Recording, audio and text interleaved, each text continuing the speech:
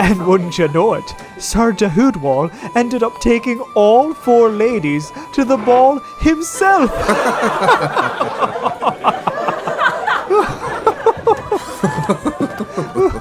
Sounds like we missed out on a good story. Oh, don't worry, ma'am. He's just getting started. Yes. Please, join us.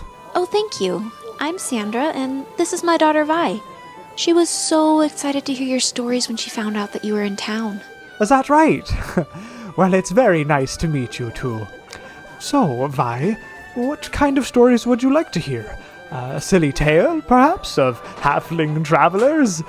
A tragic romance? 2 dwarves destined to love but separated by the gods. Or maybe I could sing a song of the many heroic deeds that took place in the Freedom War. Well, can you tell me a story about the heroes of Phaendar? Ooh, I'd like that too. Vi, I've heard some awful things about Phaendar. I just think it might be too scary. Mom, I'm 11. Stories don't scare me anymore. Very well, but if you can't sleep tonight, don't expect to get out of your chores tomorrow. Haha, she's a braver soul than me. Oh, don't worry. These are heroes we're talking about. There's nothing to be afraid of. Unless you're scared of storms. So, the heroes of Phaendar were traversing the Fengwood forest in search of food for their camp. A dastardly storm loomed above them, threatening to fall at any moment as they scoured the woods. Finally, they arrived at a patch of berry bushes their dwarven camp companion, Kyning, had scouted. But they weren't alone. The group was ambushed by a trio of bramble lashes. The menacing tangle of vines, thorns, and leaves lashed out. Theros summoned a giant centipede into a flanking attack with Volus. With a swift swipe of his scimitar, he vanquished the first bramble. Nyari readied a flask of defoliant and shattered it against the ground, splashing another while Aiden assailed it with arrows, bringing it down. Oren and Nyari swung their weapons at the final bramble, smashing it to bits. And the 4 gathered their spoils to bring back to camp. However, the storm was unforgiving. Trees were torn asunder, lightning flashed, thunder bellowed as the sky sought the demises of our heroes. Splinters and branches littered the air, nearly striking Aiden. They knew they must find shelter at any cost. They ducked into a den beneath an ancient oak tree, only to discover it was already the home of a massive dire wolverine.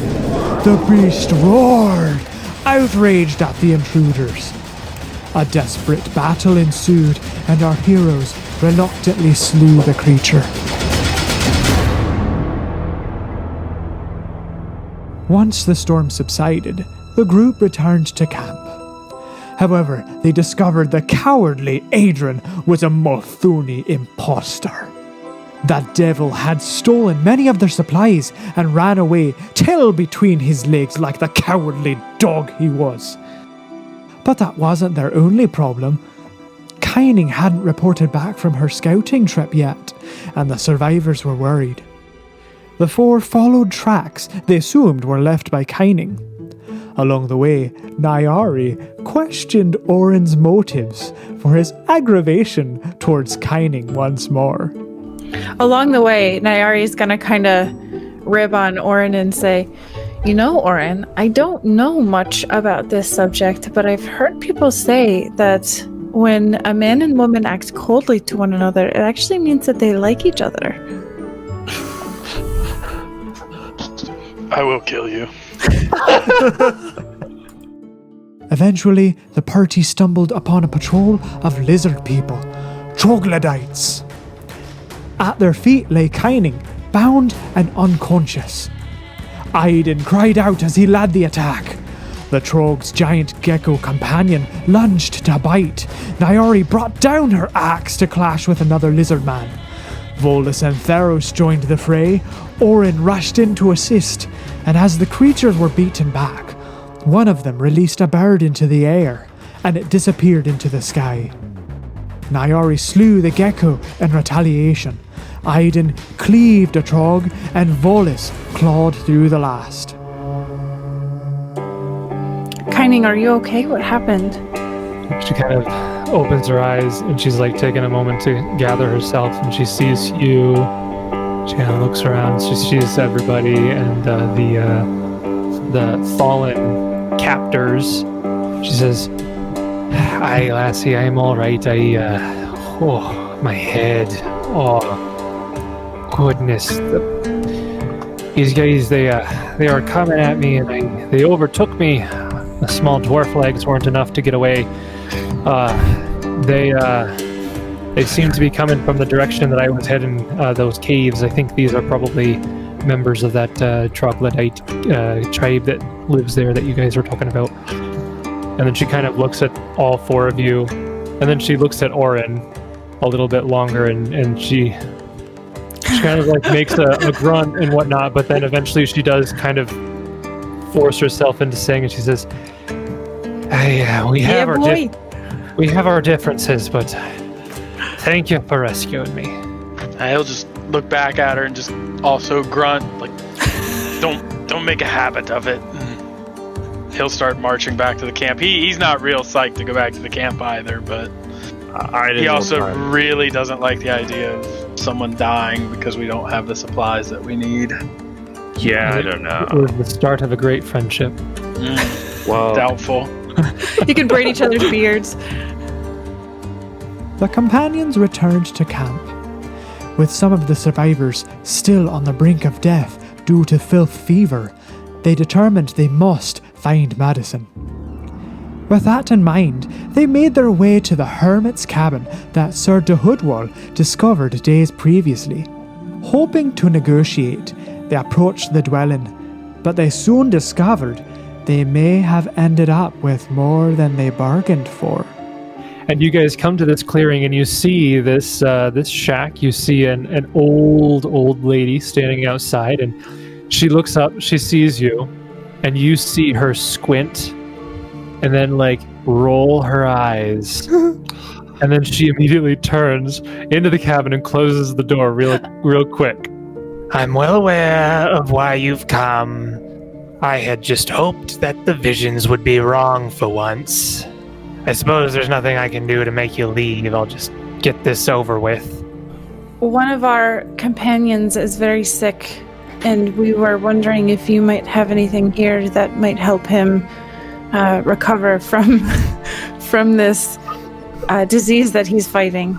Once the transaction is done and she's handing off items, she hands off like the anti-plague to you, Nyari. And as you go out to reach it, she like lashes out and grabs your hand and pulls you forward down. And there's like a weird, unnatural strength to her.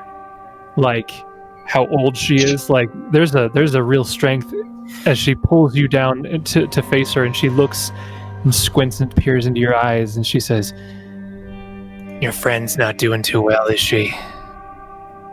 And she just lets you go. What do you mean by that? "Your friend, the other Kellid lady, How? not all there." Can you do something for her? "No, but I could maybe find a way for you to do something for her. Comes at a price, though." Nyari! She opens the door real quick. Aiden, you go blind. And she immediately closes the door again. What do you mean? What is the price? I have certain abilities to see things, but I can't do it without a certain amount of incense. He's yelling out now, like, "Nyari, like, she's made me blind. Like, I can't see. Like, get out of there," kind of thing. He's just yelling. She then casts silence in the doorway with a 20-foot spread. Holy cow!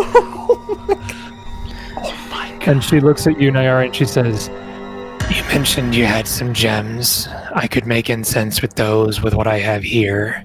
I could do a ritual. Maybe divine what course of action you need to take. Absolutely. Whatever you need me to do, I will do it.